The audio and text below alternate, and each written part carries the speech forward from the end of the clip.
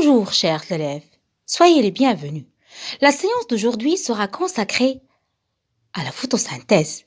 Comme vous le savez déjà, une plante est un être vivant.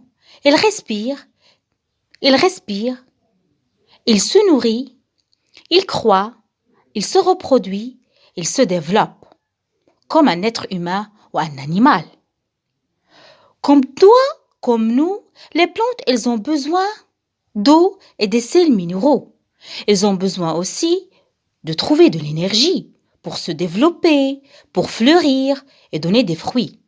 Pour franchir ces étapes-là, les plantes, elles vont utiliser l'énergie solaire, l'énergie lumineuse et la convertir en énergie chimique. C'est le phénomène de la photosynthèse. Je voudrais que vous sachiez une chose. Ce que la photosynthèse apporte à la plante verte, c'est à peu près ce que nous apporte la digestion. Vous vous rappelez du phénomène de digestion, bien du processus de digestion que vous avez étudié en 4e année? C'est quoi la digestion?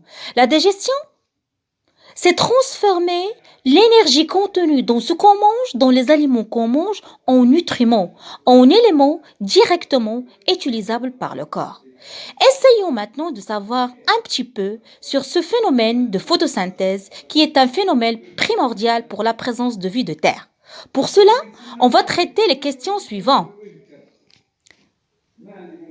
Commençons par la première question. Qu'est-ce que c'est la photosynthèse? Deuxième question. Quels sont les organismes qui font la photosynthèse? Troisième question. Où s'effectue la photosynthèse? C'est-à-dire sa localisation, c'est où? Quatrième question, quelles sont les conditions nécessaires pour le déroulement de la photosynthèse? Je passe à la 5e question que je l'écris de deux manières. Si vous regardez bien, quelles sont les étapes de la photosynthèse ou bien comment se déroule la photosynthèse? Et je vais en finir pour la question 6, quelle est l'équation globale de la photosynthèse? La vidéo d'aujourd'hui sera consacrée à répondre aux questions qu'on a déjà posées dans la dernière vidéo. Commençons par la première question, qu'est-ce que c'est la photosynthèse? Si vous regardez bien le schéma, la photosynthèse, j'ai partagé le mot de photosynthèse en deux parties. Photo, ça veut dire lumière, et synthèse, ça veut dire production de la matière organique. D'où la photosynthèse est un processus bioénergétique qui permet aux plantes de synthétiser leur matière organique en utilisant de l'énergie solaire. Ça confère aux plantes leur autotrophie, c'est-à-dire les plantes seront capables de synthétiser leur matière organique elles-mêmes, au contraire de nous, les animaux, et nous, qu'on est hétérotrophes. La photosynthèse, c'est un ensemble de réactions chimiques qui permet la production de la matière organique nécessaire au fonctionnement et à la croissance de la plante, en convertissant l'énergie lumineuse en énergie chimique. Remarque, chers élèves, la nuit, la photosynthèse est suspendue, mais la plante continue à respirer. La dernière vidéo, on a pu détecter les conditions nécessaires à la photosynthèse. On a pu les déterminer en 4 éléments essentiels: la chlorophylle, la lumière, l'eau et le CO2. La question que vous devez me poser, c'est que comment la plante va procurer le CO2, comment elle va procurer l'eau et la lumière? La réponse est simple.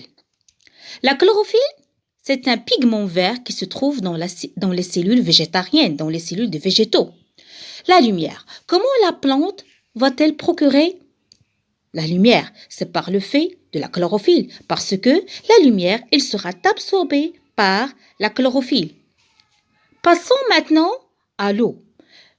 La plante, elle va absorber l'eau à travers les poils absorbants de ses racines. Vous voyez là, j'ai dessiné des petits points représentant l'eau. Donc l'eau, la plante va le procurer à travers ses racines par les poils absorbants. Qu'est-ce qu'il me reste? C'est le CO2.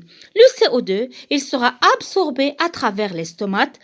Sachez, chers élèves, qu'au niveau de la face inférieure de la feuille, regardez, j'ai dessiné là, il y en a des petites ouvertures. Ce sont les stomates qui jouent un rôle très important dans les échanges cellulaires, dans les échanges respiratoires chez la plante. C'est par là où peut pénétrer le CO2.